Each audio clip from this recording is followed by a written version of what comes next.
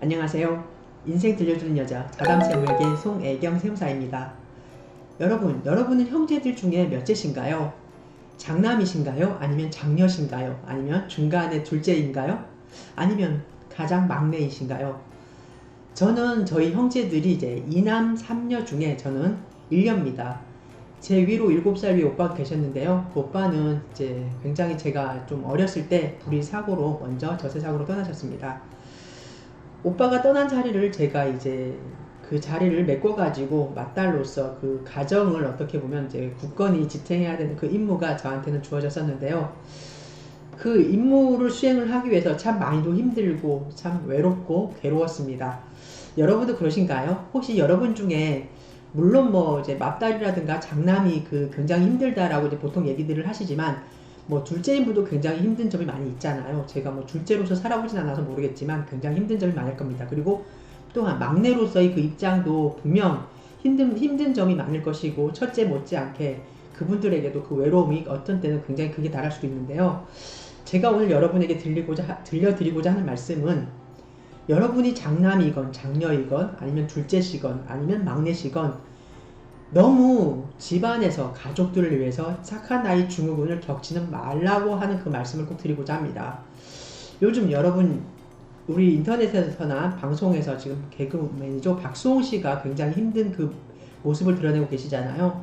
여러분도 익히 들어서 알고 계시겠지만 그 박수홍 씨가 이제 형님이랑 형수님한테 이제 100억 원 정도 그 출연료 등을 30년 동안 받지 못하셔가지고 굉장히 그거에 대한 이제 가족 간의 그런 이제 불협 화음을 겪고 계신데요. 그분을 보면서 저는 참 안타깝기도 하고 너무 착하신 분이 저런 힘든 상황을 겪고 계시구나라는 그 마음에 참 요즘은 제가 마음이 많이 씁쓸하긴 합니다. 저도 맞이로서 이제 인생을 살다 보니까 그 맞이에 대한 그 괴로움을 굉장히 제가 많이 느끼는데요. 물론 둘째나 이제 막내 그분들도 이제 괴로움이 계시겠지만 저는 어차피 첫째다 보니까 그 첫째분의 그 고통을 많이 헤아리는 경우가 많습니다. 저 같은 경우에도 이제 저희 어머님이 저희 이제 막내 남동생 늦둥이를 이제 43살인가 이제 출산을 하셨습니다. 그때 당시에는 40대 이후에 저희 어머님이 42년생이신데요. 지금 팔순이시죠. 40을 넘어서 그렇게 애를 이렇게 출산을 하게 되면 늦둥인데 솔직히 그 키울 여력이 힘들다 보니까 굉장히 취시하는 경우가 많았거든요. 그래서 저희 어머님이 저희 남동생을 이제 어릴 때 들쳐업고 시장을 가시게 되면 시장에서 손주냐고 물어보는 경우가 많았다라고 합니다. 저는 그 어머님의 이제 43살에 낳은 그 막내 동생을 저희 어머님이 항상 저한테 그렇게 말씀을 하셨어요.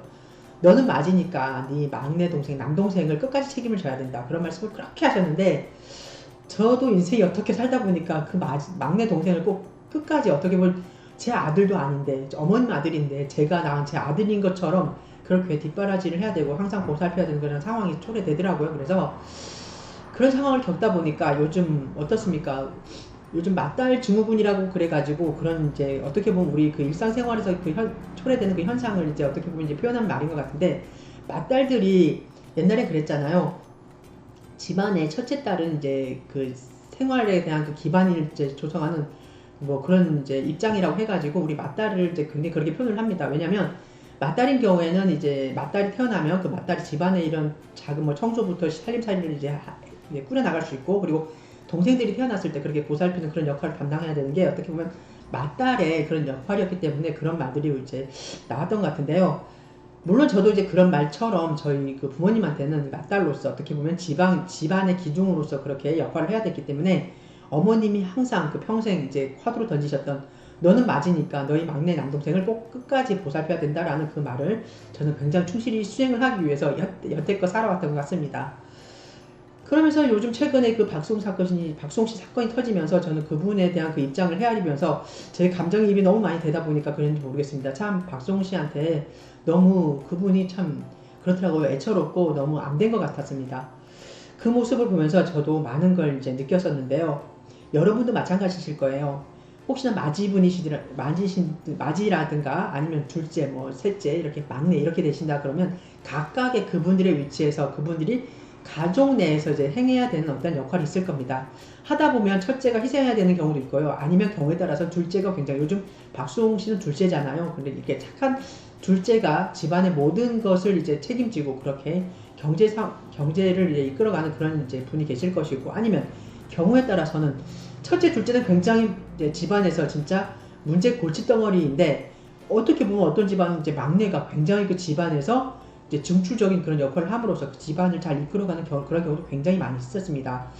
여러분이 각자의 위치에서 처한 그 위치에서 여러분 너무 여러분이 아닌 다른 사람, 어떻게 보면 가족도 다른 사람이잖아요.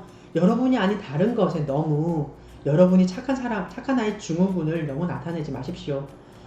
분명 인생을 살다 보면요, 여러분 개인이 인생을 살다 보면 어느 시점에 가면 내가 왜 그렇게 많이 희생을 했고 내가 그렇게 많이 양보를 했는데 내가 지금 이 시점에 나한테 지금 내게 남은 건 무엇인가 라는 그런 후회를 진짜 굉장히 많이 할 경우가 있거든요. 그럴 때 여러분 어디에 대한 호소를 하겠습니까? 설령 가족들에게 그런 얘기를 한다 한들 부모님이 살아 계시면 부모님이 들어주시면서 이제 다독여 주실 테지만, 나이가 많이 드신 부모님들은 먼저 떠나시면 여러분을 이제 다독여 줄 사람은 여러분 말고는 아무도 없을 수가 있거든요. 그러니까 여러분 인생을 살면서 너무 착한 아이 증후군에 시달리지 말라고 저는 꼭 말씀을 드리고 싶습니다. 가끔은 여러분을 위해서, 그리고 여러분의 자신의 인생의 행복을 위해서 인생을 살라고 이런 말씀을 오늘 꼭 드리고 싶습니다. 제가 너무 두서없이 이제 요즘 최근에 불거진 그 박수홍 씨의 그 안타까운 사연을 접하면서 거기에 접목되어 가지고 저희 상황도 한번 이렇게 겹쳐보면서 저도 또한 박수홍 씨처럼 어느 순간에 몇십 년간 가족들을 위해 희생을 했는데 그 가족들로부터 이런 심한 배신감을 느꼈을 때 과연 어떻게 될까라는, 과연 내가 박수홍 씨처럼 저런 상황에 처한다면 과연 나는 극복할 수 있을까? 나는 나의 생을 마감을 하지 않고 떳떳하게 어떻게든 살아가면서 그 고난을 극복을 할 수 있을까라는 생각을 잠시 해봤습니다. 오늘 여러분과 함께 인생을 살면서 우리는 착한 아이 증후군이라는 그 몹쓸 그놈의 증후군에 꼭 현혹되지 말아야 된다는 이 말씀을 여러분에게 끝으로 이제 부탁드리면서 시간을 마감하고자 합니다. 감사합니다.